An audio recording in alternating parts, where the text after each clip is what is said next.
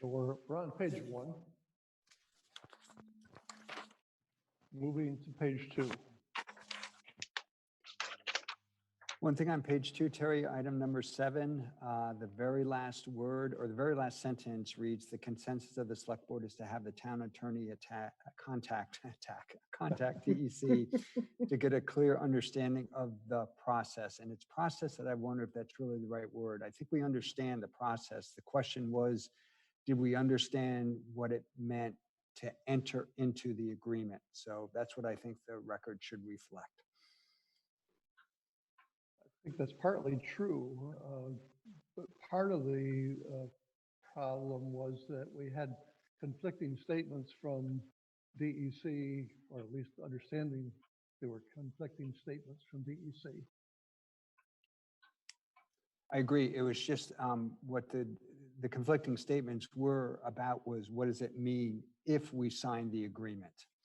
And that's the part that I think we're looking for clarification on. I think that's correct, yeah. Rick, does that give you what you need?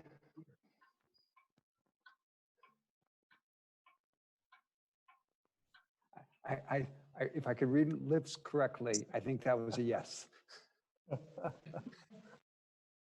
Yes. That's correct. I forgot I had meat on. Anything else on page 2? Page 3.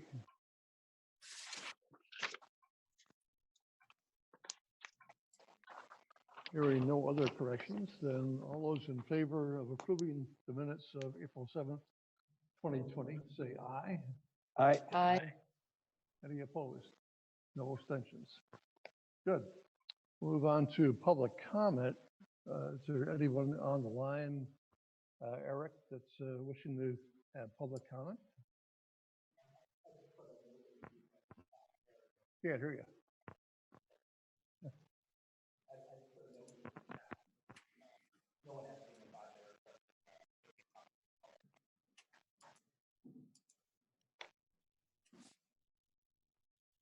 So if there's nobody for public comment, we'll move on to the public information meeting regarding the Culvert Rehabilitation on Route 2A. And I believe we had somebody from AOT on the line for that.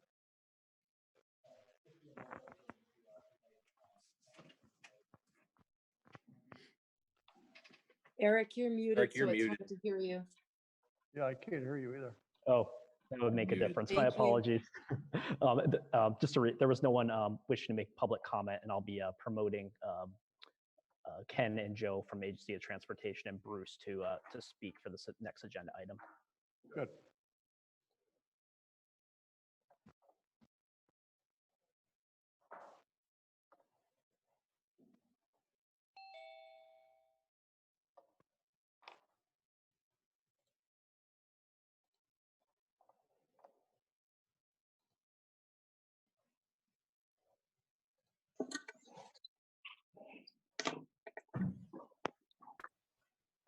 Joe and Ken, can you hear us okay? Yeah, we can hear you fine. Ken, are you there? Can you hear me? Yep, is that Joe? Yes. Yep, I can hear you. I can see you. Let's see, I just unmuted Ken. Let's see if we can get him there. Yep. How's that? Can you hear me now, Eric? Yep, I hear you, Ken. Excellent. Terry, we're all set. Okay. So if whoever's going to lead off on this, please introduce yourself and go ahead and give your presentation. So my name is Ken Upmall, and I manage the roadway design section for the Vermont Agency of Transportation. With me tonight, I have Joe Kiernan, an engineering member of my staff. I should also have on here Greg Goyette, another consulting engineering member of my staff. I don't see him on. Ken, it's Eric. Greg's in the waiting room. Do you want me to bring him on now? I know he was going to talk about the second part of the presentation here. Well, that's fine. You can bring him in now just so he's on, so we don't have to relocate him, but whatever you want to do with that. Okay, yeah, you can keep going, Ken, and I'll have Greg promoted as we're speaking here. So we actually have two projects tonight we'd like to bring to your attention. We have the first one is a culvert replacement on Vermont 2A, just north of the Taft Corners intersection. And the second one is a shared use path construction from, it's actually phase one of the CCMPO's scoping study from a few years back. And it includes a shared use path from the States Police Barracks to Hurricane Lane. And in addition to that, it includes an exclusive right turn lane, southbound right turn lane onto the northbound on-ramp of Interstate 89. So my intentions were to do the culvert replacement first and then follow that up with a shared use path. This culvert project's pretty basic. I have to apologize for not having a public meeting before. These public meetings are necessary for the agency, even though these are state highways. Both these projects are on the state highway, and although there is no local participation in any of these projects, we still may have to go to minor alterations or in our condemnation, so a public meeting is necessary. The first project's pretty basic. As I said, it's replacement of an existing failed culvert out front of the VTC campus. And I'm going to let Joe Kiernan go through that, and then I'll give another introduction for the other projects. So with that, Joe, why don't I let you go? All right, thank you, Ken. My name is Joe Kiernan. As Ken said, I work for him as an engineer in the roadway design group. I'm just going to give a brief overview of the project itself, and then I'll talk a little bit about traffic control issues that we're going to face. So the project, I don't know if you can see it. Eric, have you shared my screen?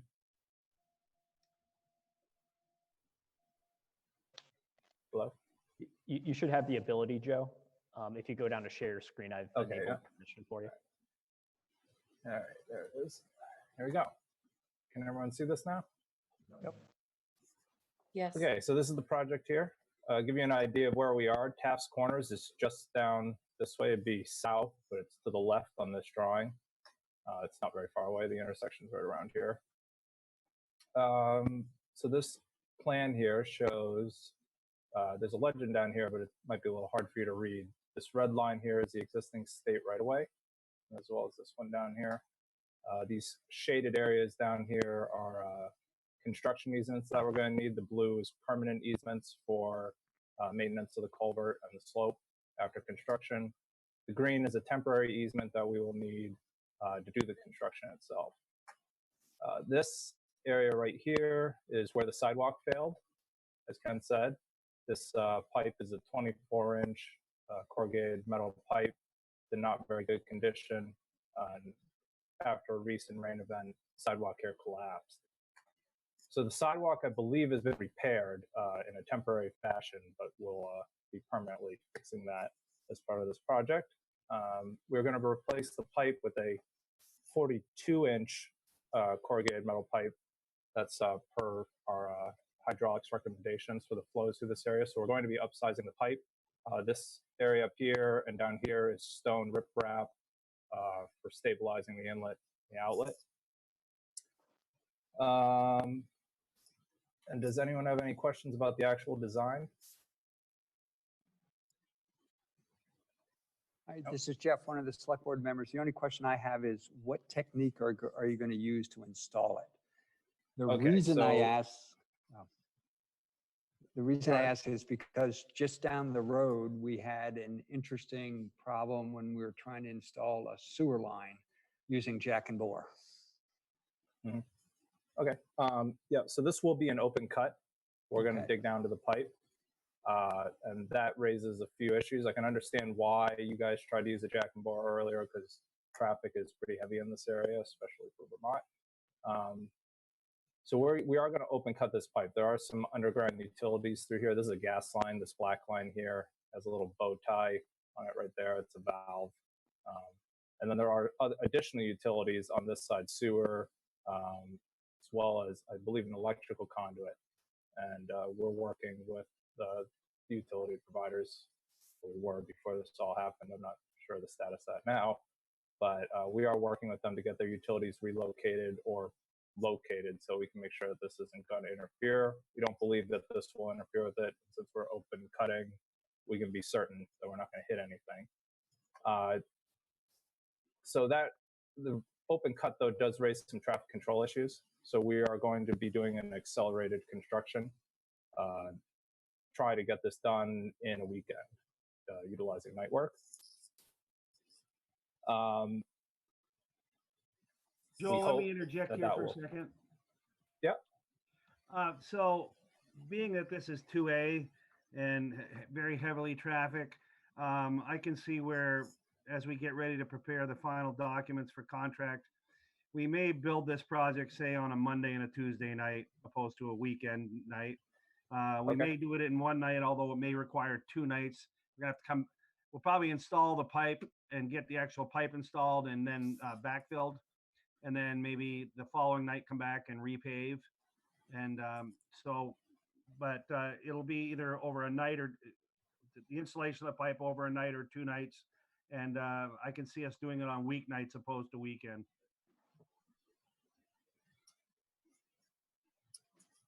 Okay, so while that is going to be happening, this this sheet is a typical sheet, but I'm going to go straight to the traffic control here. This is our state detour. As this is a state project, we're required to utilize only state routes for our detour. And if you're familiar with this map here, this is the Richmond exit on 89. This is I-89 running up here. This is the Williston exit. It's a pretty lengthy detour, but we are required to use state routes. So this is what we're going to use. Obviously, you're all familiar with this area. It's likely that traveling public will utilize Industrial Avenue as opposed to taking this designated detour because it's just so much shorter. So I would like the town to be aware that that is an issue. I don't believe we can prevent them from using Industrial Avenue, but this will be the actual designated detour here. And this other sheet just has some signage that's going to be placed along each intersection. So does anyone have any questions about the detour? So this is Jeff again. Route 2A will actually be closed when the construction is occurring. Yes, that section of Route 2A will be closed. And we expect that, you know, the detour really is set up for the truck traffic, the primary use.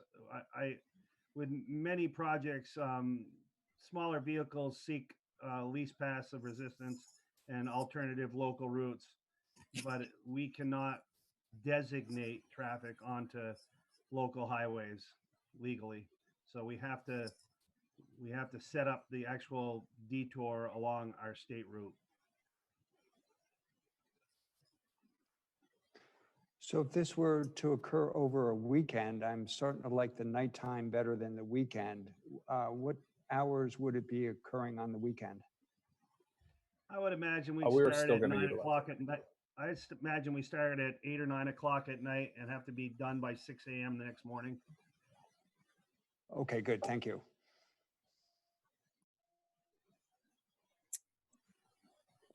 Can I just ask you a quick question about the culvert? I know you had said that it's going to be increased and it's still corrugated metal. Is there a reasoning behind that? I know there's other types of species of pipe that are available today, and I'm sure there is. If someone could speak to that, please.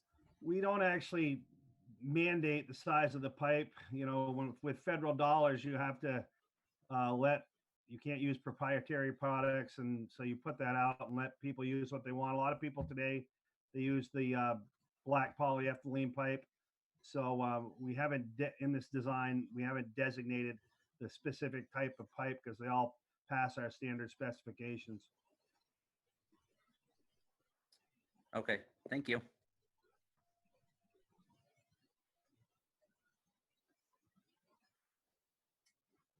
Does anyone else have any other questions?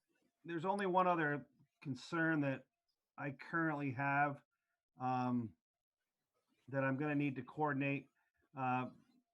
Bruce Martin, member of my staff is also, as I'm sure you folks are aware, developing and close to advertisement later this fall, the reconstruction of the Industrial Avenue intersection. And, we'll be detouring, people will probably use that, but we need to coordinate with them to make sure that there's not conflicts between those projects during the night closure of 2A here.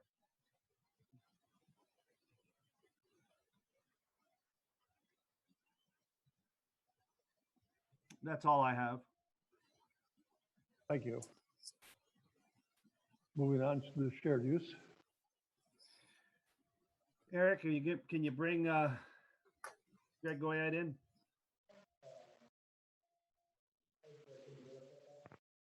Hey, yeah, I'm here. Can you hear me?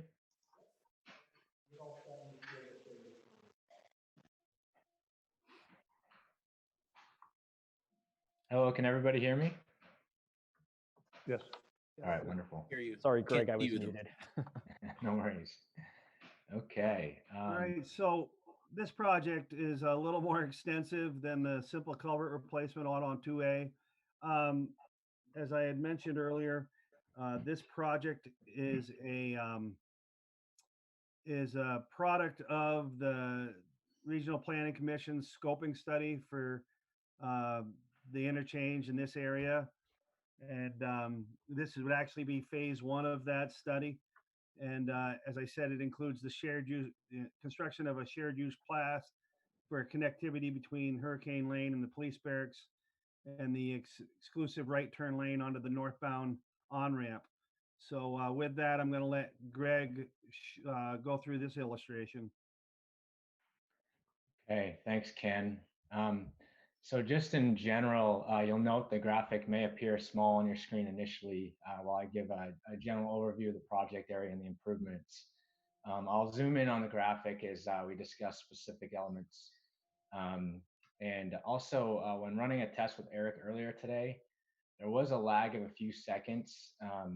So I just want to make sure everyone can see my screen, and also if you can let me know, somebody let me know if you can see my cursor moving around. Yes. Okay, wonderful. Yes. All right. Okay. If there is a lag, feel free to interrupt me and just let me know, and I'll try to be a little more measured in my delivery and pause on occasion for the graphic to catch up. Just to orient everybody with the project area, I'm sure all of you are familiar with the area here, but for the graphic, the road running left to right on the graphic is Vermont Route 2A. Interstate 89 is located in the approximate middle of the graphic, with the northbound barrel here and the southbound barrel here. You can see here, here's the I-89 northbound on-ramp and the southbound exit ramp, and then also the southbound exit ramp and southbound on-ramp is right there. So the future Williston Park and Ride is located here in the top left of the graphic, and the Vermont State Police Barracks is located in the bottom right here. Here's a Sunoco gas station. Also for ease of discussing the proposed improvements, you'll note that Vermont Route 2A is shown graphically on top of the I-89 overpasses. That we are not proposing to do that. Route 2A and the path will run under the overpasses, but just for ease of visualizing the improvements, they've been located on top for this graphic. So as Ken alluded to, the proposed improvements in general, what's being proposed is a 10-foot wide asphalt shared use path on the east side of Vermont Route 2A that would connect Hurricane Lane all the way to the Vermont State Police Barracks, where the existing shared use path on the east side of Route 2A currently terminates. So it's going to connect that path, and there'll be one continuous path through there.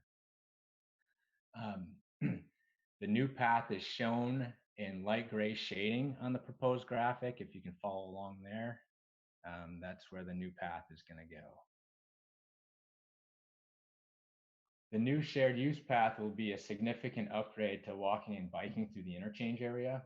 Pedestrians currently use the unmaintained area behind the interstate bridge piers and cross busy interchange ramps without the benefit of any marked or signal controlled crosswalks.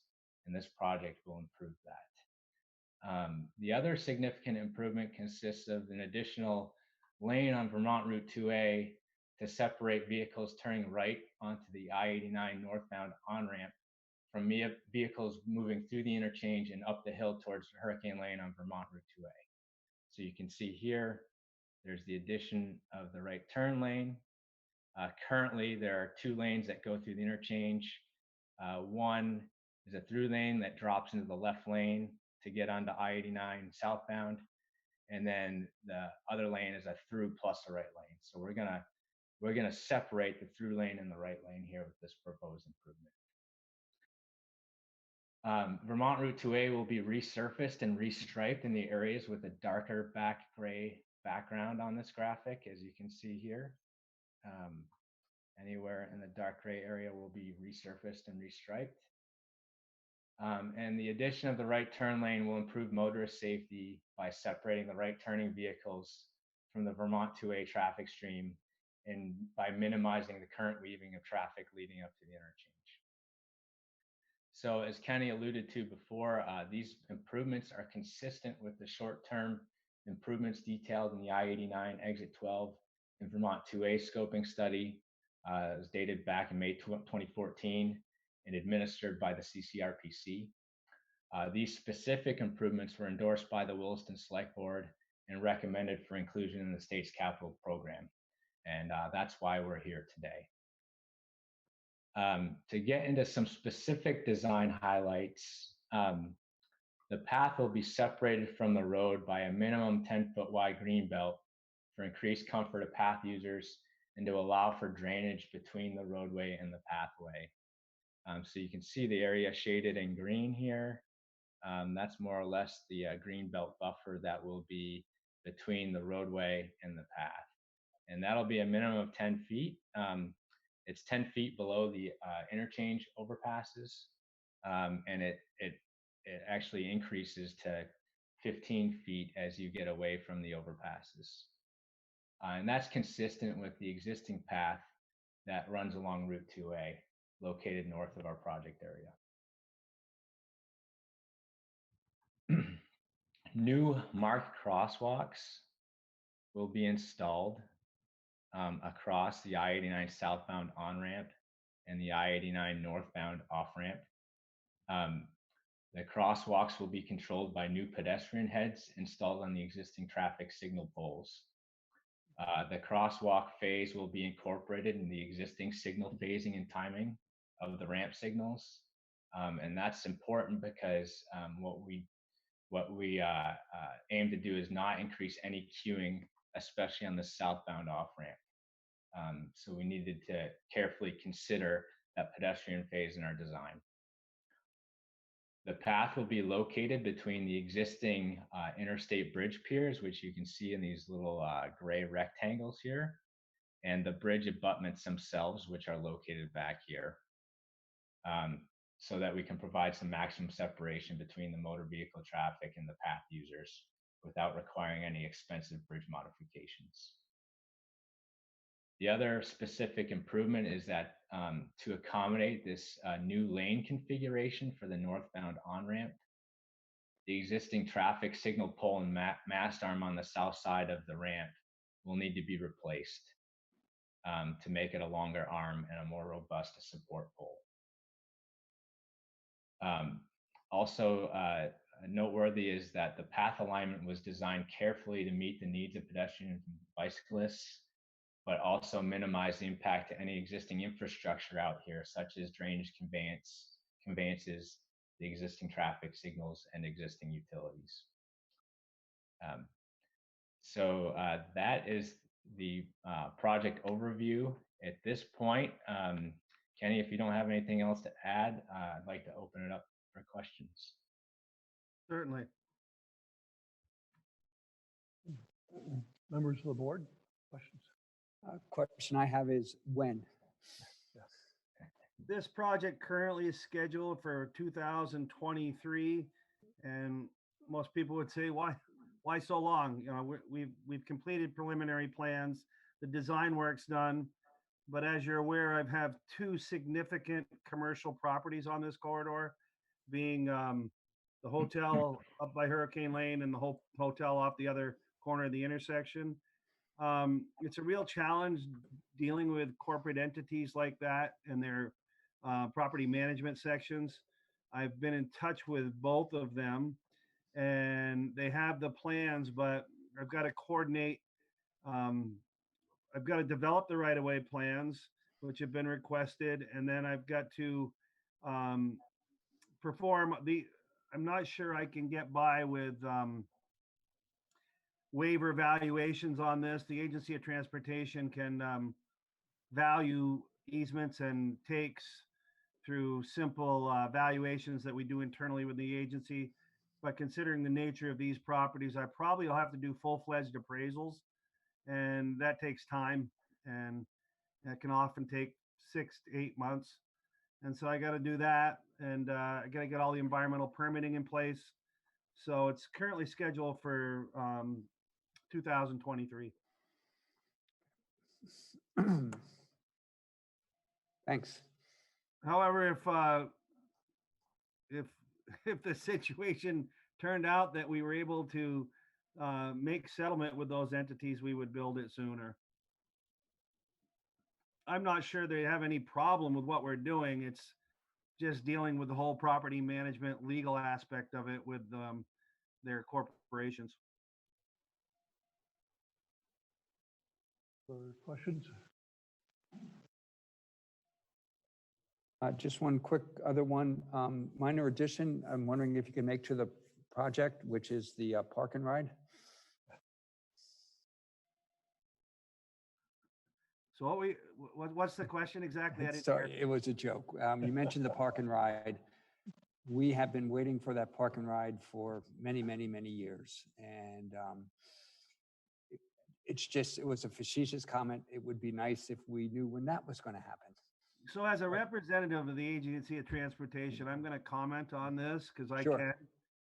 And then I'm going to offer Greg's comment.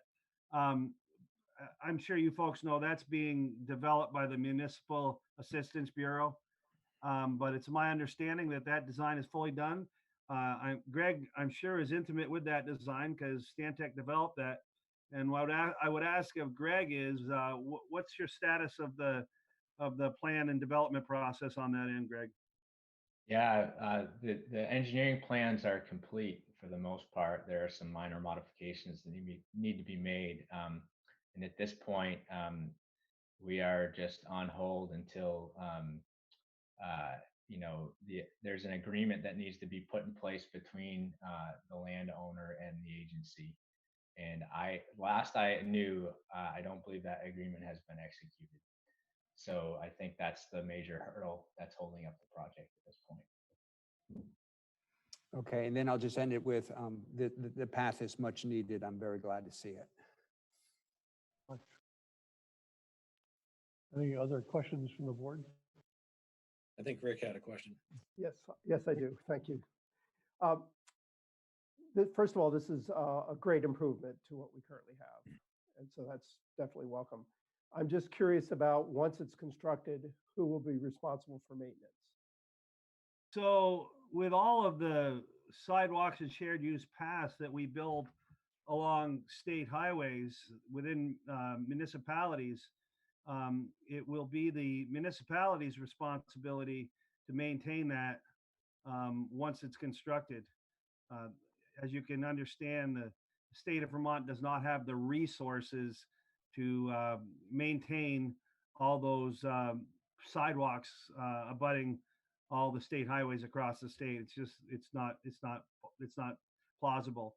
So I believe I'm not sure. I got to talk with Dave Blackmore, the district. That was something I forgot to do today, but I'm not sure. I think we might have to have a formal agreement, legal agreement related to that. I've been with the agency for 28 years, and I've never actually had to develop an agreement of this sort. But there may be an agreement that's necessary, but we typically just pass that maintenance responsibility onto the municipalities or the towns because it's just something that we can't do. And I can say that we wouldn't commit to that here either.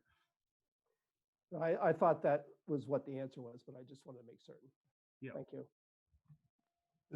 Is Bruce still in the line too? Yep, Bruce is there. He's on mute though. No, can you hear me? I am muted him. There you go. So what would this do for resources for the town? Your best estimate? I'm sorry, what was that, What Terry? would what resources would this require from the town, and roughly how much would it cost? It's probably another 20 minutes of plowing with a pickup truck, so since it is a 10-foot wide, is that right? It's a 10-foot wide path, Ken? Yes. Yeah, so yeah, it may be an extra 20 minutes, Terry. It's nothing major. I don't have the cost right off the top of my head, but $30. Nothing really big. There's also other costs, though. There's the greenway would have to be maintained as well. You don't want that to overgrow the sidewalk, which has happened, I think, in the current path that's underneath the bridge. Also, there's replacement costs associated with any of this infrastructure as well.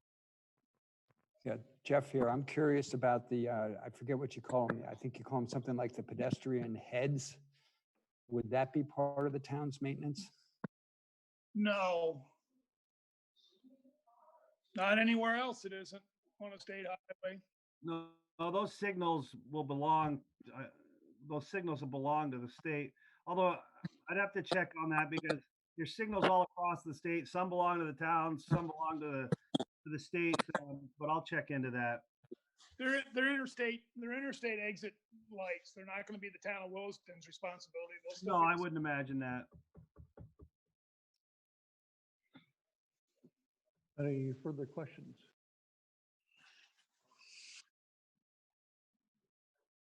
Don't see anybody raising hands, but so thank you very much. We appreciate all the information. Thank you, folks.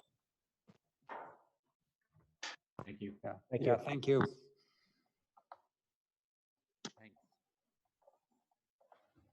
So we have about 10 minutes before we have a public hearing on the sewer allocation ordinance. And I just like to bring up one thing that needs a little bit of discussion tonight and then probably follow up at another meeting. This would fall under other business.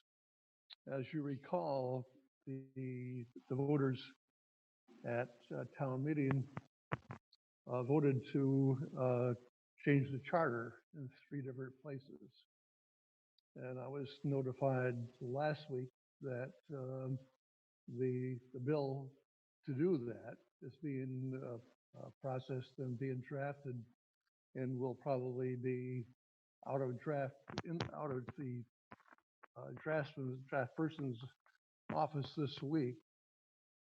So the questions came from the Committee on Government Operations as to what the urgency is for our proposals to be taken up by that committee this year. And I said, I don't know what the select board would say about the urgency of them, but the Government Operations Committee is suffering the same way as most of the other committees, except that they have humongous workload ahead of them with just the normal bills that come to them, which are probably about 100 of them sitting on their wall at this point. And then in addition to that, the charter proposals from the various towns will be coming in just as ours will be coming in. So I'm just like to hear some discussion from board members as to what the urgency is for our 3 proposals. And 2 of them will be difficult for the committee to take up. So I'm not sure what kind of action we'll get in the long run, but looking for your input. Terry, which ones do you think are going to be difficult for the committee? So the one that would allow the town to have a vote on anything that's passed by another town. And the other one would be to essentially circumvent the law that was passed last year regarding binding arbitration for public safety unions. And the third one, of course, was to for the library, to make the director of the library appointed by the town manager with the advice and consent of the library board. Anybody with thoughts? Terry, I have some thoughts, but I'm not on the board, so I Well, don't. that's all right. We'll I'm glad to entertain hear those. them. Be glad to hear them. Certainly the one that involves the charter change that would allow for any change we have made in another town to also apply to Williston if we so voted. That I think could have a lower priority. I'm not sure why the one on binding arbitration would be as controversial. It just seems really straightforward, but maybe you can correct me on that. To me, that would have a little bit higher priority. Only reason I would say it's controversial is that there was a pretty large vote in the legislature last year to do that, a tripartisan agreement on that particular issue. So it may be difficult for a committee to essentially set that aside for our particular town.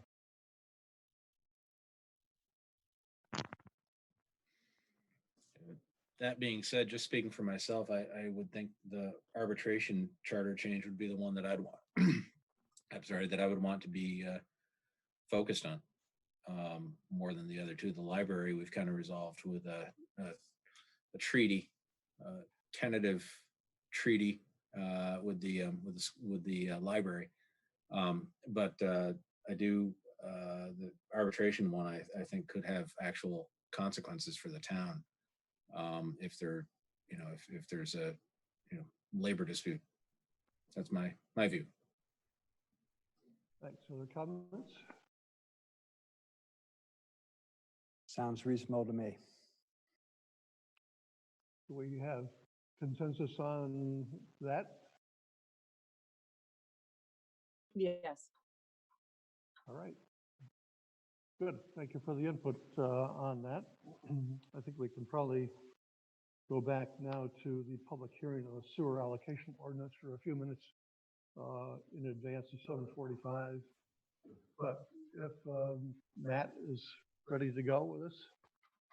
Yep, I see Matt in the waiting room here. I'll get him moved over to address the board.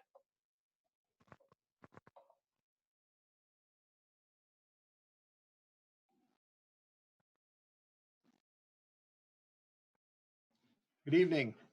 Evening, Matt. So let me read the warning of the public hearing. Pursuant to 24 VSA Chapter 59 and Section 4 of the Town of Williston Sewer Allocation Ordinance, the Williston Selectboard is considering the adoption of amendments to the Sewer Allocation Ordinance referred to as Attachment A, an existing ordinance pertaining to the allocation of public sewerage. Upon adoption, this attachment will designate the portion of the uncommitted reserve capacity that will be available for use during the next fiscal year, which starts July 1, 2020.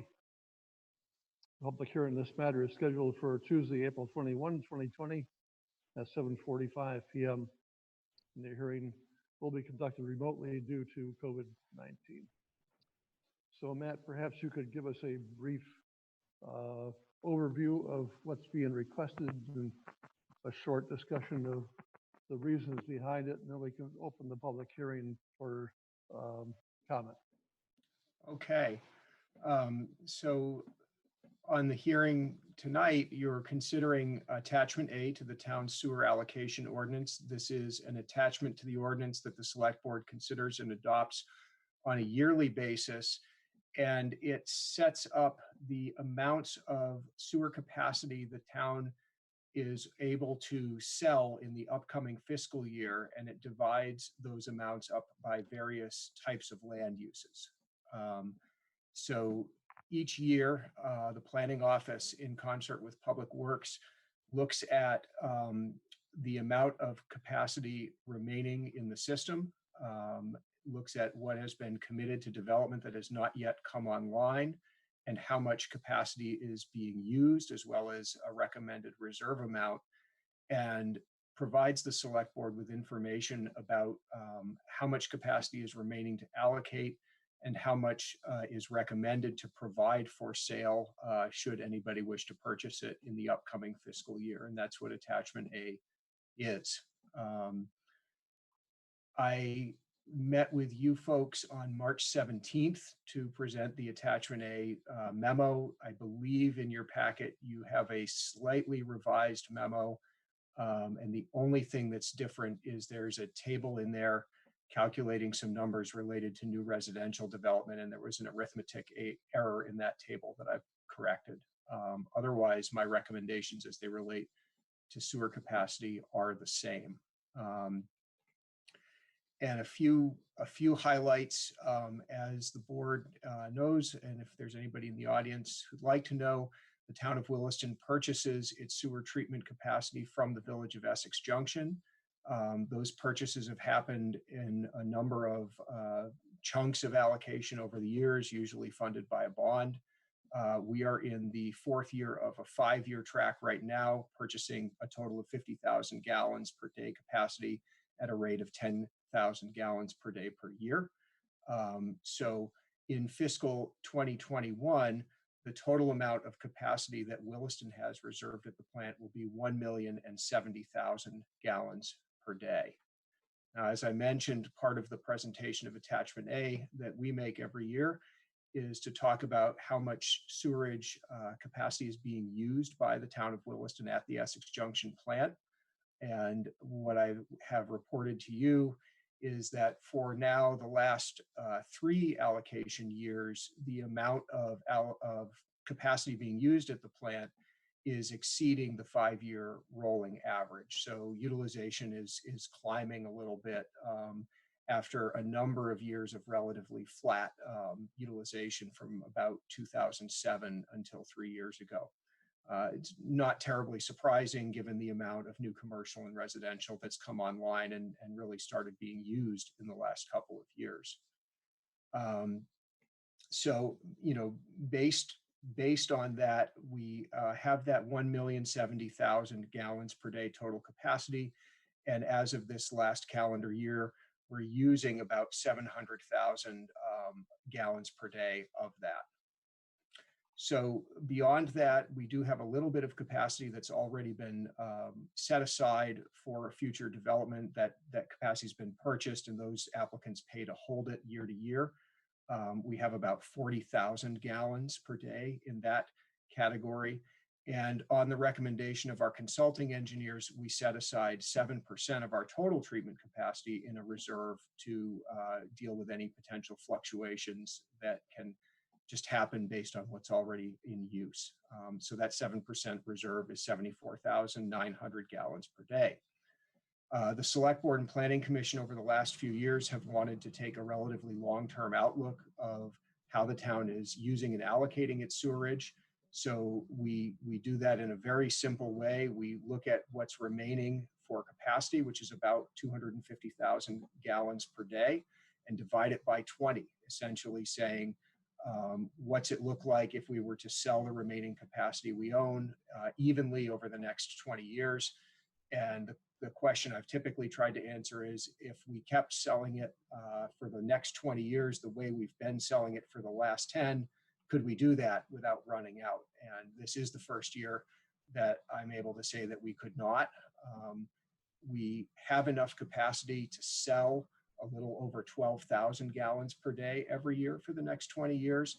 But over the last 10 years, we've sold and put to use about 13,000 gallons per day. So there is a limit out there, and it's visible, at least on the distant horizon. That said, you know, going further into the report, the amount of capacity that the select board allocates each year as part of attachment A is one piece of the picture, but really what matters is how much of that capacity is sold and then put to use. So in your report, you'll see that the amount of capacity that's actually sold in a given year can fluctuate, you know, from as little as 4,000 gallons per day to something over 17,000. And it really just depends on the kind of development that comes in at that time. And so that has varied significantly.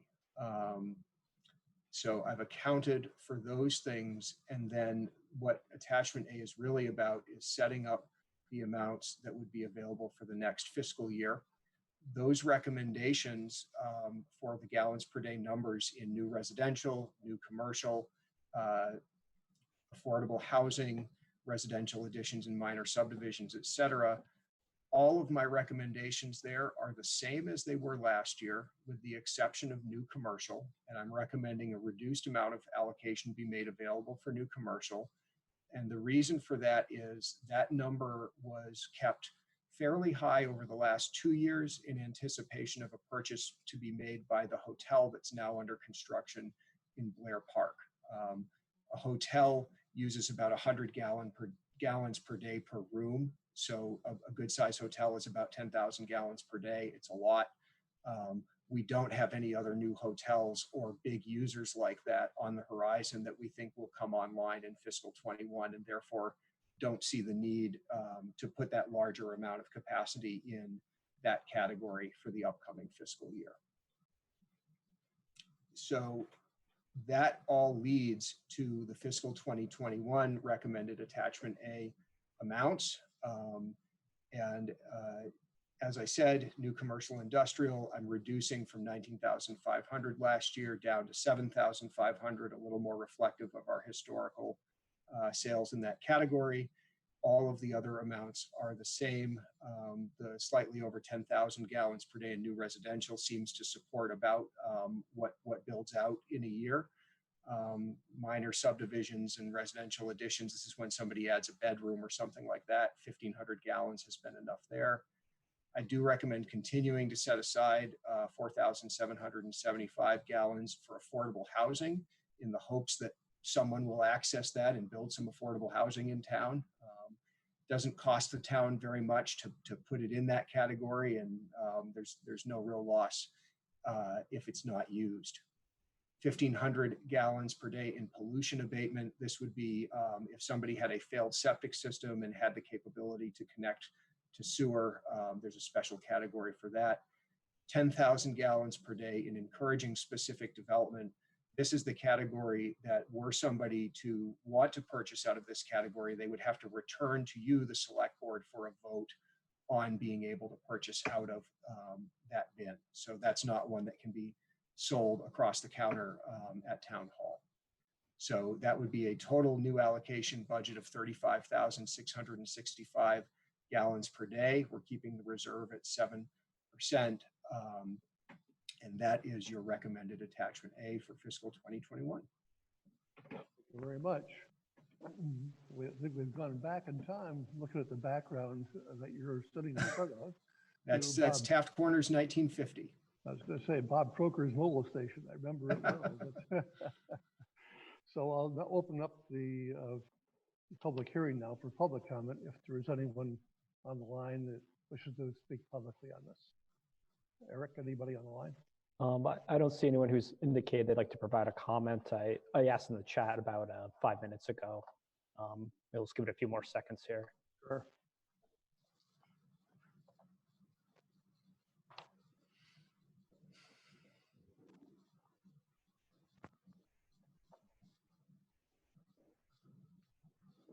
It appears there's no comments from the public.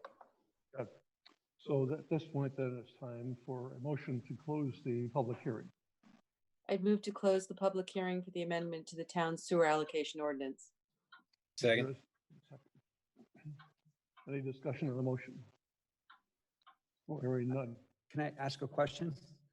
Under the next issue, Oh, next okay. part of the agenda is for the board to ask questions.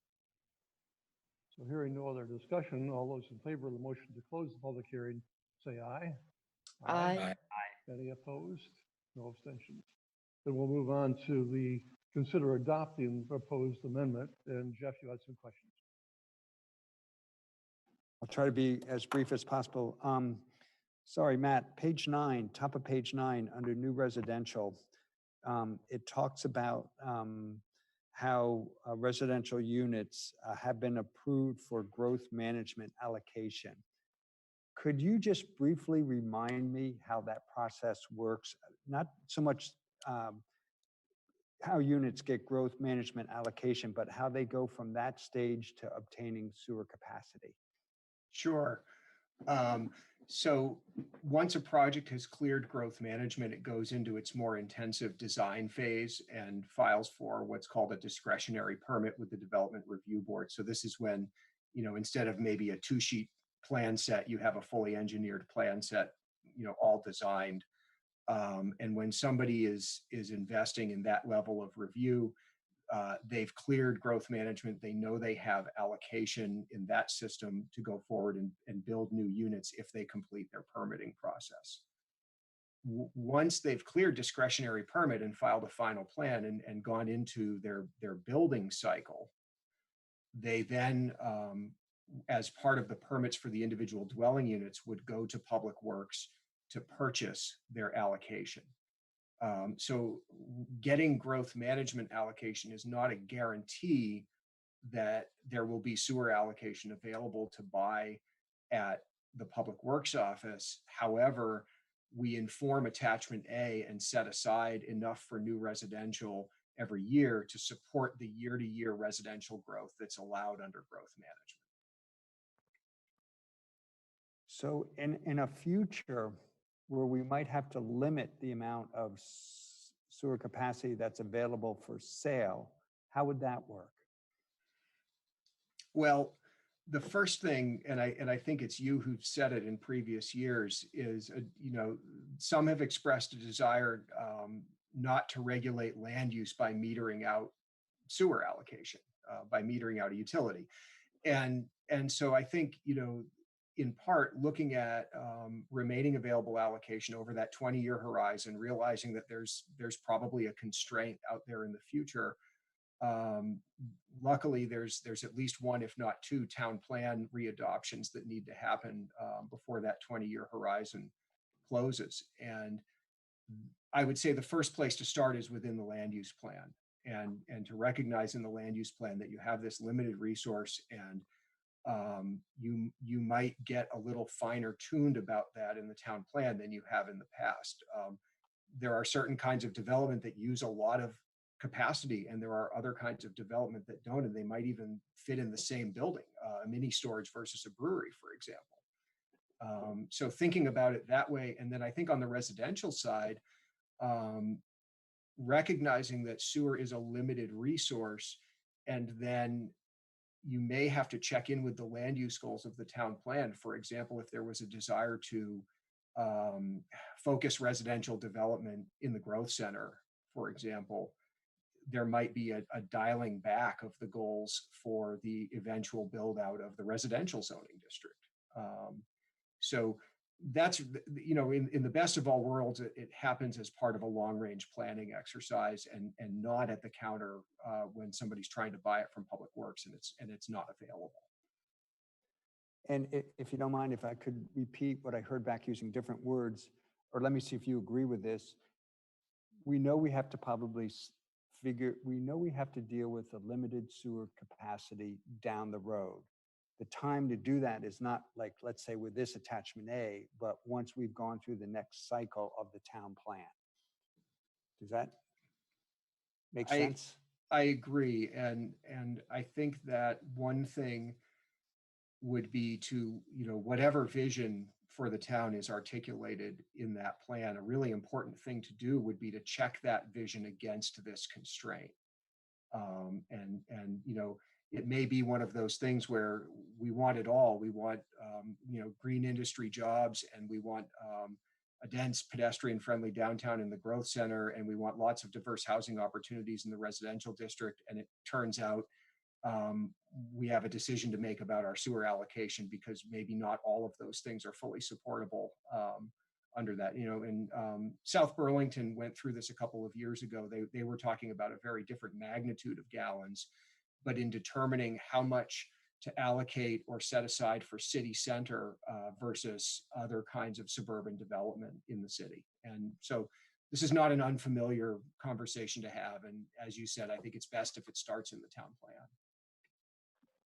And is there any reason to suspect, I forget when the next town plan is due to be revised, and we may actually choose to move it up for an issue like this, who knows? But is there any reason to suspect that won't happen? No, I would suspect it'll be part of the conversation. And at this point, I'm aiming for the Planning Commission to turn a complete draft of the town plan over to the Select Board in late summer of 2024. The current plan expires in August of 2025.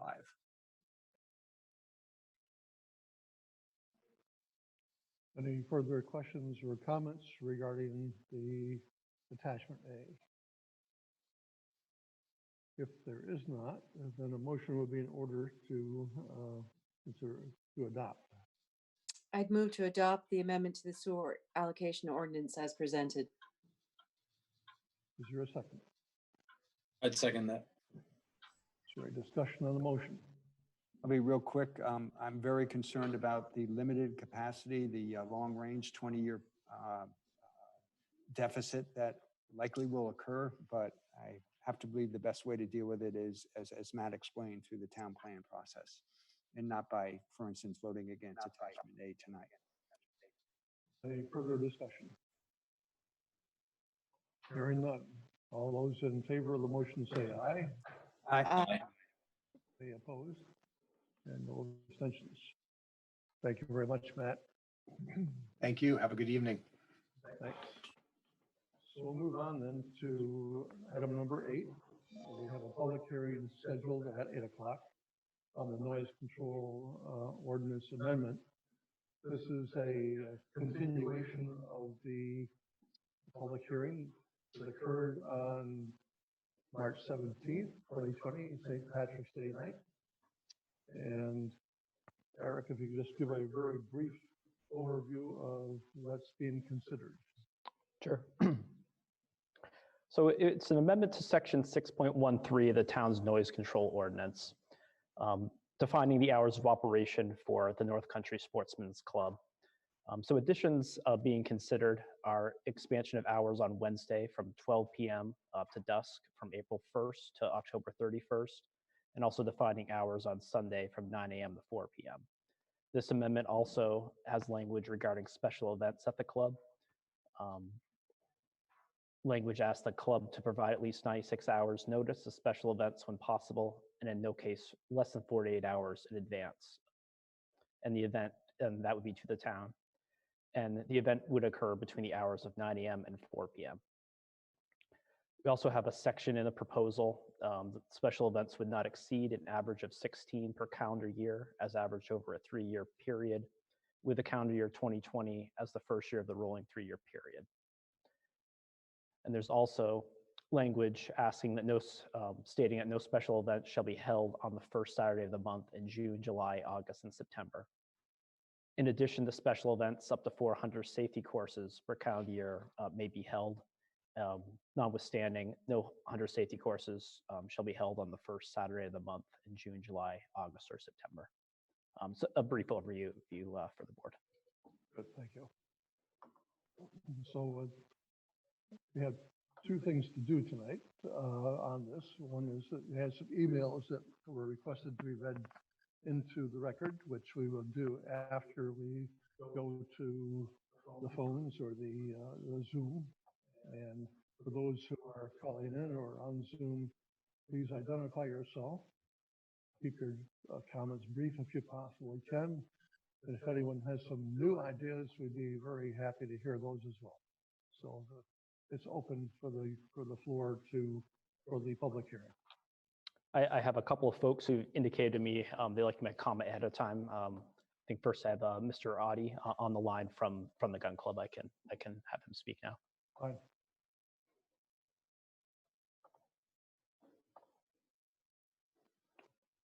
Hi, Bob. Can you hear me? Yeah, can you guys hear me okay? Yes, we can. Yep, you're all set. Thanks. Wow, we're already one step ahead of the last meeting. Uh, yeah, I just wanted to take a few minutes to respond specifically to some of the concerns voiced by residents at the March public hearing regarding the earlier Wednesday opening for the club that's included in the amendment being considered tonight. Um, the earlier Wednesday opening provision should really be considered fairly inextricably tied to the protection of summer Saturdays provision that residents fought so hard for leading up to the March public hearing. A comment was made in the March meeting that the protection of summer Saturdays would not affect club operations and income, and I can really only say emphatically that this is not the case. From time to time, special events will in fact be proposed for the first Saturday of the summer months, and we will now need to decline these events and forego the revenue that would have been generated. The purpose of the earlier Wednesday opening is simply to offset these declined events in a way that minimally impacts residents. While the club certainly understands that not everyone works a Monday through Friday 9 to 5 job, some work nights, some work weekends, some work at home, some are retired, etc. I think it's reasonable to assume that the plurality of people may be away from home during the extended Wednesday hours. Besides assumptions regarding residents' work schedules, I would suggest that it's worth considering the entirety of the club's regular hours overall. First, the earlier Wednesday opening provision does not add a single additional day of activity to the calendar because it's limited to the time of year that the club is already operating on Wednesdays. Secondly, even with the earlier Wednesday opening, the club's regular hours will be a maximum of only 13 to 14 hours per week. Prior to the last meeting, some residents appear to have calculated the total increase each year in by hours or by percentage. And I don't dispute their math, but at a maximum of 13 to 14 hours of regular operation per week, we will not be monopolizing the peace and quiet of the residents surrounding the club. Historically, residents have never had, any assurance of Saturdays protected from activity at the club. Not in 2006, not prior to 2006, and not since 2006. As such, if a provision protecting defined summer Saturdays from club activity is to be included in the noise ordinance amendment, it should be accompanied by a provision for the club. And it seems that an earlier Wednesday opening will be a low impact and proportional way to do so. Frankly, for the sake of time and progress, if nothing else, the club is in favor of passage of the amendment being considered tonight. But if residents have subsequently decided that they value the maintenance of the club's historical Wednesday hours more than they value the protection of defined summer Saturdays, the club will not oppose a return to the amendment proposed at the November public hearing. However, we will oppose any sort of a la carte process where the ordinance is revised again with individual preferred provisions selected from the November and the March amendments to create a new combination of quote unquote features. Now, so far, I've probably only reinforced the apt quote that closed the last public hearing. Everything has been said, but not everyone has said it. I'm going to remember that. In this case, I would only add, but everyone has had the opportunity. I believe that this is the 12th meeting since the 2017 Supreme Court ruling where the noise ordinance has been discussed, and the third, if not the fourth, with the additional warning that goes with public hearings. I would respectfully suggest that if someone has not found a way to participate to this point, it is becoming increasingly unlikely that they will. That's really all I had for tonight, unless anyone has questions for me or there's any, back and forth, questions or points from the residents that we want to address. Any questions for Bob on his presentation tonight?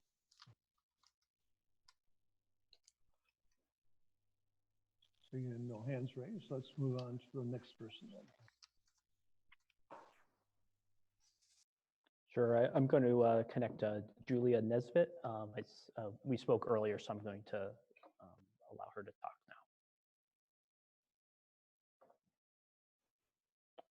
Let me see if I can figure it. Can you hear me? Yes, we can. Yes, Julia. Okay, sorry, I haven't ever used Zoom before. I do have some comments to refute a little bit of what Mr. Audi said. I'm still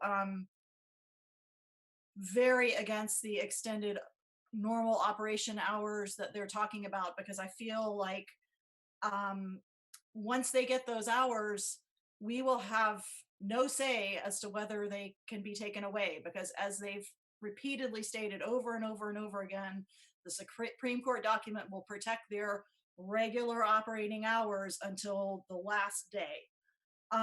So to me, it's very troubling that they're asking for 4 more regular operating hours added to each week that may, I don't even understand how those are going to help make up lost revenue.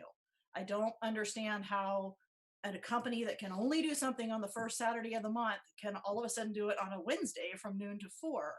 So my question is, how in the world are they going to make up lost revenues? Are they going to charge additional members fees because they're getting 25% more shooting time a week? Or how in the world is that going to generate more revenue?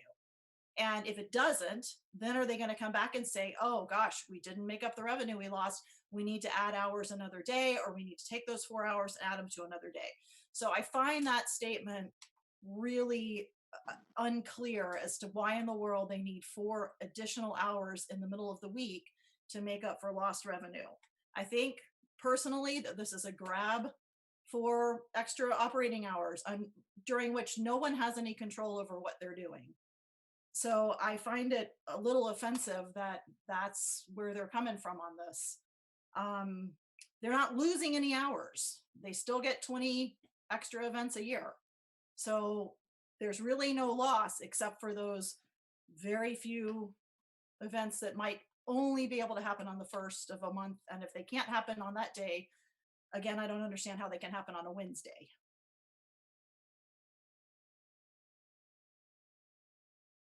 Anything further? I don't know how to sign off. Thank you very much for your comments. We'll proceed then to the next person. If anyone listening out there would like to make a comment, can you please either use the hand raise feature or signify in the chat box, please?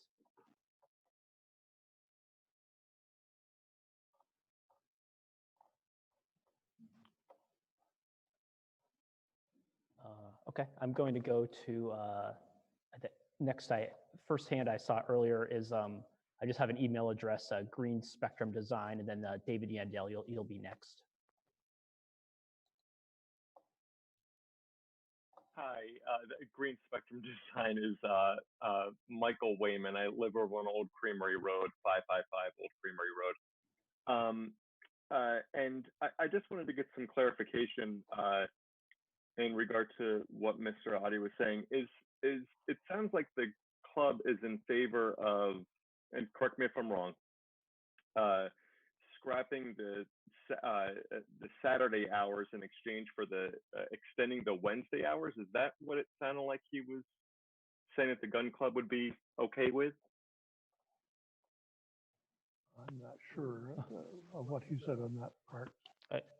I can get Mr. Adi back if the board would like him to address that point. Thanks. Anything further from comments for you? I'm back. Okay. Yep, Bob, we got you back. Okay. So yeah, I mean, what the offset really is there, and maybe I can address Ms. Nesbitt's point along with Mr. Wayman's kind of at the same time, is maybe more directly to Ms. Nesbitt. So I think most businesses would probably tell you that if they were open for additional hours, they would generate some amount more revenue and income, and that's really what we are doing here. Now, I understand that with the definition of some summer Saturdays that we won't be operating, that doesn't preclude us from holding events on other Saturdays, either during the summer or at other points during the year. But the fact of the matter is, for us, is that not everyone will be able to reschedule to those dates, and it has not been our reality that we have been, maxing these events out. Not that we've had a specific cap in the past, but maxing these events out and having to sort of turn people away. And I don't expect that to be the case going forward with the with the average of 16 special events per year. So really, again, for most businesses, I think, like I say, they would tell you that additional hours equal additional revenue. And in this case, that's intended, or our suggestion for those provisions kind of coming together is to offset for those periodic first Saturday of the month events that we will have to decline. I don't know if that also addresses Mr. Wayman's question. Maybe he can comment on if it does, and I can chime back in if there's a clarification of what he would like to have addressed. Sure. Mr. Wayman, I'm going to unmute you again here. Hi, yes. Yeah, that does. And I'm sorry if I wasn't clear with my question. Aside from that, is this the time to sort of give general comments, or it sounded like this was in response to what Mr. Adi was, the issues that he raised. Are we going to have another opportunity to comment, or should I just comment now? This is your time right now. Okay. Like I said, we live over on Old Creamery Road, and this past Saturday we were having a campfire, and just a quick story. We were sitting around and we were just amazed by how quiet it was and how peaceful it was. And we realized with any extended hours at all on Saturdays, that silence would be gone.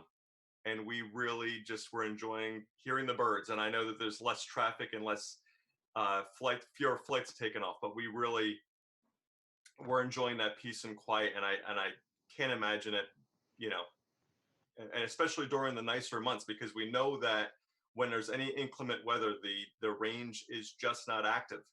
And we know when it's going to be nice outside on those during those times where we're going to want to be outside gardening or hiking with the kids or enjoying our property, that silence will be taken away, and that's something that we'd be truly disappointed with. So that's all my family and I wanted to express. So thank you for the opportunity.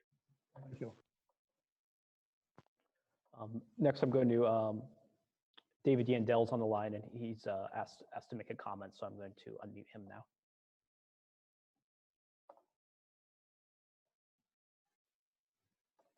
Can you hear me okay?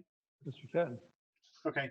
I'll be really quick. I've commented already in this hearing, and I won't reiterate everything I said. I would just like to support what Julia said. I think that the addition of 24% normal hour shooting during a week for the whole year is, or for the, an average of 24%, that doesn't reflect holding the club to the 2006 standard of activity, which I think the residents have a right to ask for that. That's what the court allowed, and we would encourage you. I think, if I'm not mistaken, you warned the language from November. You held a public hearing on that, and you either tabled discussion. I don't think you voted that down. I don't remember exactly, but you could go back and approve that. I would like you to close this off tonight. I appreciate the time you've spent, the difficulty of working through this for everybody on both sides, especially the gun club has gone back and forth, and this hasn't been easy for anybody. So I'd much rather the select board spends time on other things that the town is going to be challenged by right now. So I would just ask you to go back to November's language. I think you could approve that and hold it to what the historical standard really was, rather than an increase. I do understand the request for a quid pro quo.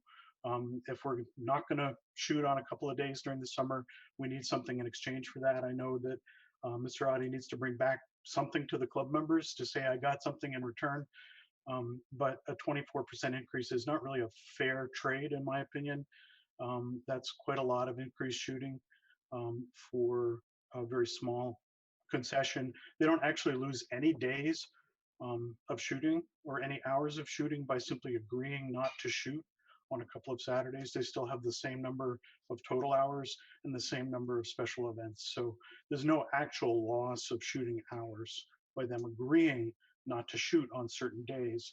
The historical data that they provided to the select board, going from their own data, they only ever shot an average of about one summer Saturday per month during those years in the data that they provided. So I don't think shooting a different summer Saturday is really that big a concession that merits a 24% increase in regular weekly hours. In essence, I'm asking you to support the November language, which was okay with both sides to some extent until many of us got involved and started asking for additional concessions. But I do understand their request and respect what they're asking for. I just don't agree with it. But I'd like to thank you guys for spending the time on this. I know this has been difficult. That's all I have to say. Thank you. Dave. Thank you. Is there anyone else in the chat listening at home who would like to make a comment this evening? I also have some emails I'm going to read once we go through everyone on the line here. We'll say leave the lines open until you get through reading the emails. Okay. So I'm going to reset the emails I received here. First came in March the 30th from Robert Hill. Eric, I do think somebody has their hand raised in the waiting room. Oh, I see that now. Thank you, Ted. Pete Watson. Pete, you're. I'm going to unmute you right now. Can you folks hear me? Yes, we can. Thank you all. I'm assuming I don't know quite how this works, but can you all see the chat I had submitted? Oh, hey, Pete, you're breaking up. You may need to turn the volume down on your computer or where you're listening to the meeting right now. It might be distorting it. Fair enough. Is that any better? A little tiny bit. Okay, let me turn it right down. All I pretty much in the chat, I kind of appreciated the way Bob outlined and described the current scenario. The November meeting, it sounded like a good approach. There was a request from a select number of residents about having the need for some guaranteed quiet time. I think the club has really tried to come to a method to get that. And yes, getting something a little bit back in return sounds very appropriate to me. So I just want to support the amendment as currently written, or as a fallback position, just go to the November wording that was done and just go forward at this point. So I just want to say thank you. Thank you, Pete.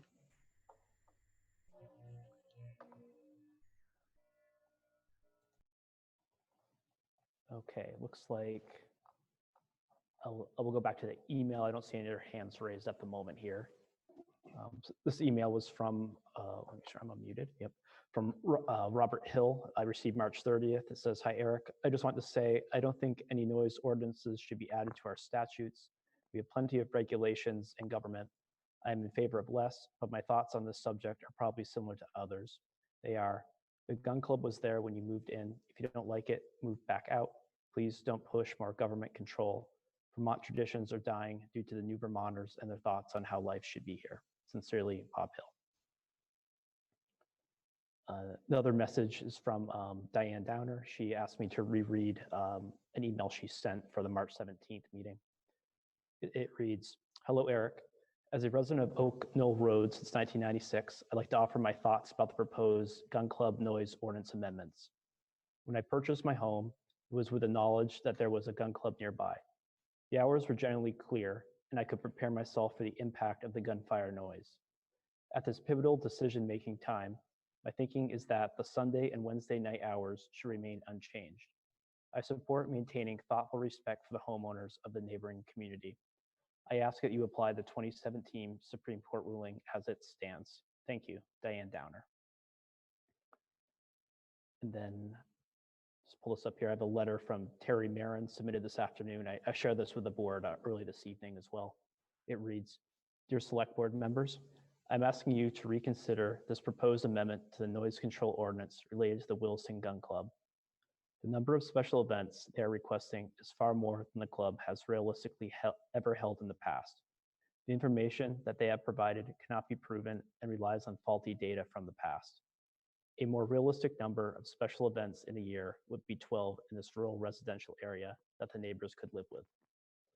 When the gun club was grandfathered in due to its location in an ag rural district as a non-conforming use, I imagine it was for its usage at the time.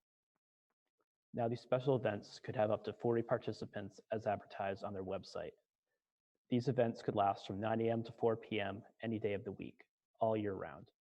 This type of activity would decrease the quality of life and property values in the town of Williston. We're all being subjected to more and more noise every day in our lives. It was only today, as I was out for a morning walk, that 4 F-35s flew overhead, clocking in at 107 decibels. This is our new life, Tuesday through Friday, for the foreseeable future. If the gun club truly wants to be a good neighbor, they would have respect for their neighbors and negotiate a reasonable number of events that the community could live with. Thank you for your time and careful consideration in this quality of life matter. Terry Marin, Wilden resident. Those were the letters that I received. I also had one from Julia Nesbitt, and I know she spoke this evening and was on the line, so she asked to do that in lieu of reading her letter, which I've also shared with the board. Looking at the chat, I don't see anyone else who's indicated they would like to make a comment at this point. Terry, I could ask for a last call here if you'd like. Please do. So everyone listening, this will be a last call for comments on the public hearing. If you'd like to address the board, please either raise your hand or type something in the chat box, please. And I'll check my email one last time here.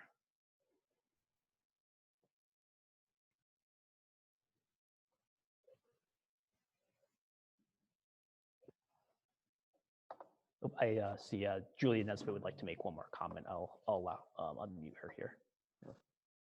Hey, I just realized that I didn't say thank you to all of you because I know you have put in a lot of time and effort on this, and we really, really do appreciate you not just passing us by and saying, nope, sorry, you weren't in on the beginning. I would like to know in the future, according to Mr. Audi, there have been 12 meetings on this, and apparently I was asleep at the wheel because I only heard about it in November. So I would like at some point to know how to follow these things a little more closely, just to be a good citizen. But I do really appreciate it, and I would very much hope that we go back to the November agreement that doesn't take the neighbors into account at all, but doesn't also extend their normal operating hours by so very many hours. So anyway, thank you very, very much, and I won't extend this any longer. Thank you very much. We've had some interesting meetings here in the town hall when the room has been packed with people, and unfortunately we're not able to do that tonight. But thank you all for your comments. If is there anybody else on the line? The last I see, Terry, is from Evan Morrison. He just put a note into the chat here. It reads, he asked that you take the comments from neighbors and community members into account to preserve our peace, quiet, and property values. He also wrote in the thank you for the hearing. We just ask that you please consider the comments from prior meetings and hearings. I don't see anyone else asking to make a comment. So then, members of the board, it's time for a motion to close the hearing, if there is one. I would move to close the hearing. Move to close the public hearing on a proposed amendment to the town's noise control ordinance. Second. Second. Sorry, Dad. Hearing no discussion on the motion, all those in favor of the motion to close the public hearing, say aye. Aye. Aye. Aye. Any opposed? Any abstentions? We'll move on then to considering to adopt the proposed amendment. Are there questions or comments from the board on the proposed ordinance amendment?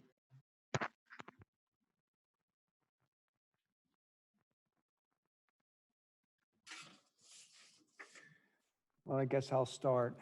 Hopefully I won't be the only one. To me, it's all about balance, balancing the guns club's, I guess, right to exist, right to, have events versus the neighbors' rights to, their privacy, their peace and quiet. And I'm not feeling this is the right balance. I feel it's tipped in the favor somewhat of the gun club, and thus I can't support it. Are there other comments or questions? I guess I would make a comment. Ted, I'm sorry, do you want to go first? No. My comment would be, I think I gathered from the last meeting when we had this conversation that the real concern was that given COVID and given everything that was going on, I wanted to make sure that we had had enough time for public comment. I did not necessarily want to see us do a full rewrite of what we've come to at this point. I think we've deliberated very hard and very conscientiously together with this. I also think we would be doing, in some ways, a disservice to start over from ground zero again, just because that wasn't what the intent was. And maybe I'm wrong and haven't articulated that right. And fellow board members can correct me otherwise.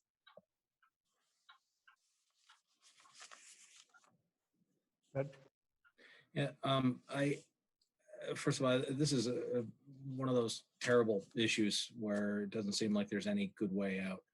I think the Supreme Court did a very effective job of binding the town's hands, whether that's a good thing or a bad thing. I think it interpreted the statute in a reasonable way, and the decision was what the decision was.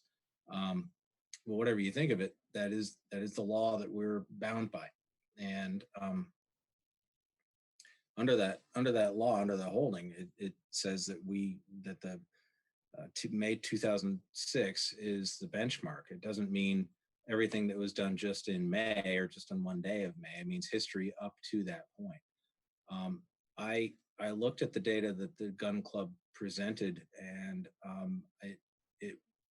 I didn't see a way to say that was not correct. I don't think it was falsified or forged or submitted in bad faith.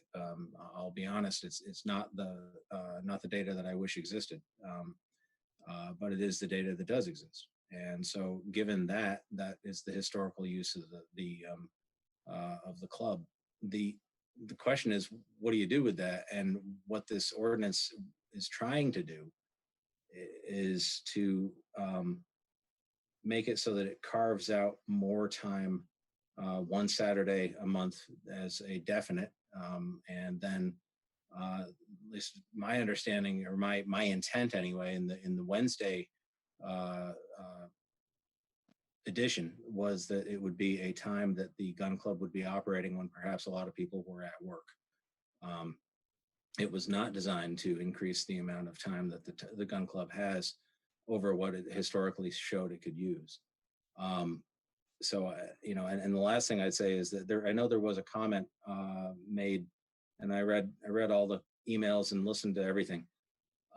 There was a comment that was made earlier that said that if the ordinance gets passed, that the hours that we set will be set in stone and that we can't go back and alter them. I don't think that's true. I think that the ordinance it's bound by the statute, and that is interpreted by the Supreme Court as saying historical use up until the day the statute was passed in 2006 or something. The bottom line is 2006. It doesn't say that, once the Williston Selectboard in the year 2020 adopts specifics to implement that holding, that's set in stone and it's never going to change. I think it can change. Any ordinance can change. Whether it would survive a constitutional or a statutory challenge in front of the Supreme Court would be a second issue. But I trying hard to balance everybody's needs, and that's actually what this was designed to do, is to give people a Saturday, and hopefully with the rolling 3-year average, limit or at least make it more predictable that when the club is going to be operating, and move some of that operation to a day that would not be necessarily on a weekend, or at least move more of it. So it's not a this is not an issue that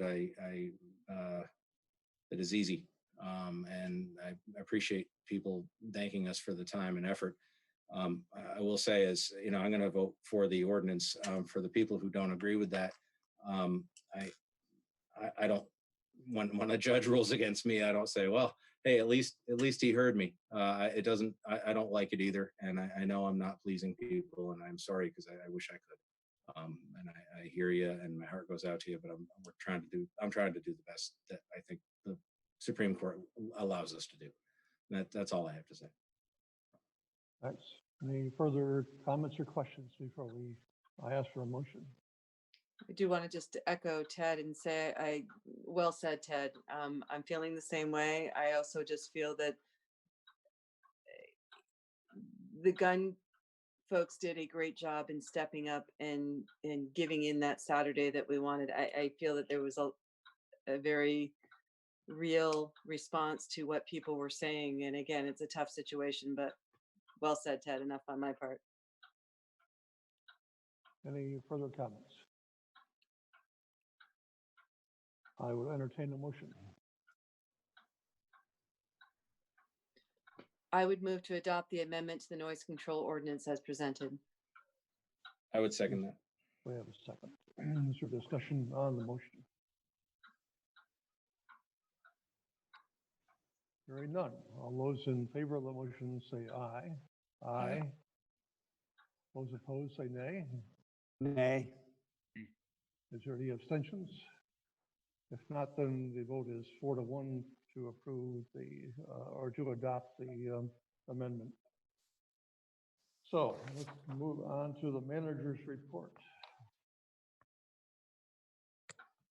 Oh, so I just have a couple items that I want to touch on that are in my written report. The first one is I've been providing weekly reports to the select board concerning the town's operations and how they've been affected by the various restrictions that are placed on everyone because of the response to the COVID virus. And the last one that I sent to you was this past Friday. Right after I sent it, the governor changed the rules. In my response, I was complaining a little bit about the rules as it relates to the operation of our public works crew, because I think we have been doing a responsible and good job of balancing the various needs. Right after that, the governor did lift those restrictions, and so we're back to having a little more flexibility, which we definitely appreciate. The only other comment also relates to the whole various restrictions on the virus and the problems that it creates. There has been a lot of discussion among the various managers about the tax bill and possible delays of the tax bills, and the state wanting to receive its money for the state education tax, and the schools needing that money to operate. I know that the Senate Finance Committee at the state legislature has had a discussion on that this afternoon. I listened in on a little bit. They didn't come to any resolution, but I wanted to communicate that this is an extremely important issue. And I know there's lots of different sides to that, but it's something that needs to get resolved soon. And it's going to put many towns in a potentially bad situation. For example, the town of Williston voted to have its tax bill due date as August 15th. And the information that we normally get from the state, we won't have in time for those tax bills. So either we can try to delay sending out the tax bills and waiting for the state to get us the information, or we can send out the tax bills and have them be totally erroneous for a large number of people. And neither one is a good option. And in fact, the option of delaying sending out may not even be legal because the town voted to send it and have them due August 15th. So I'm hoping the legislature will provide some clarity and relief on that particular issue. I also had sent out to you by email a letter that was sent by the mayor of Burlington. And I thought that he had described the issues pretty clearly in his letter that was sent, I believe, to the state as well. So, and that's all I had on my report. Eric, did you have anything to add? I'll just mention for the board, we got some good news. There was a question for our bond vote for the Muddy Brook Culvert at town meeting day. The board passed a resolution back in March for validation. This was the issue where there was an error and it didn't appear in the Williston Observer the second of 3 consecutive weeks, and we got it published in the Free Press on that Saturday. Our town attorney conferred with the bond bank's attorney, and they validated that vote. So we're proceeding with the bond application for this coming summer pool. So no revote would be required. So we can move forward with that. And that concludes our report then. Thank you very much. And I can, as much as I can, assure the board that the legislature will act on the tax bill problem. And I know there's at least 2 or 3 things being floated around out there at this point. It's pretty much premature to say what's going to happen in particular committees, but by mid-May, I would expect that we'll have an answer from the legislature to hold towns harmless. So let's move on to other business. Is there any other business tonight before we go into executive session? Just a quick question for Rick. Did you ever get an answer, Rick, on that no smoking sign that's at the curve on the rec path going towards Allenbrook School? I did not pursue it. It's the question is whether it's on school property or not. I believe the school believes it is their property, and they're the ones that posted that. I did not follow up with school officials on it. Okay, just so the rest of the board knows, what it was a sign that just says this is a smoke-free environment, but it's kind of in the middle of the path. Ted, for you and I, it's right on the curve after you go through the straightaway. So Yeah, as you get I've seen into the open field. Yep. And while I'm not a smoker and don't really care if it's that environment, I was really more concerned for the other way of going. I don't know if you actually can do that. And that was why I posed the question to Rick to ask if whose property that was. Okay, so thanks, Rick. Any other business to talk about tonight? Hearing none, then I would need a motion to go into executive session when it's been provided. I've moved to enter into executive session under provision of VSA Title I, Section 313, to discuss negotiating issues and strategies for the police union collective bargaining agreement where premature knowledge would place the town in a substantial disadvantage, and invite Mr. Mcguire and Mr. Wells to attend. Is there a second? I'd second that. Is there any discussion on the motion? If not, all those in favor of the motion say aye. Aye. Any opposed and any abstentions? None.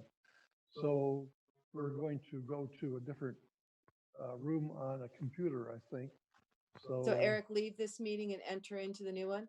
Yep, it'll just be a moment for me to start the new one, and then there'll be a waiting room, and I'll let each of you in once we have that loaded up. So there's a link in your email I sent. It's the second link for executive session. Thank you. Everybody at home set on that before I end this? Yes, all set. Thank you. Okay, we'll see you in momentarily. Thank you. Do I need to do anything over here?